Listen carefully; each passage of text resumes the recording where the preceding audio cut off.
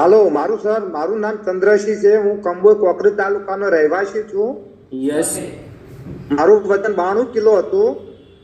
Yes 1.5 મહિનામાં મેં 7 kilo વજન ઓછું કર્યું છે. વાવ અને ચાલવામાં, બેસવા, ઉઠવામાં, કમરમાં બધી જ જાતની તકલીફો રહેતી હતી.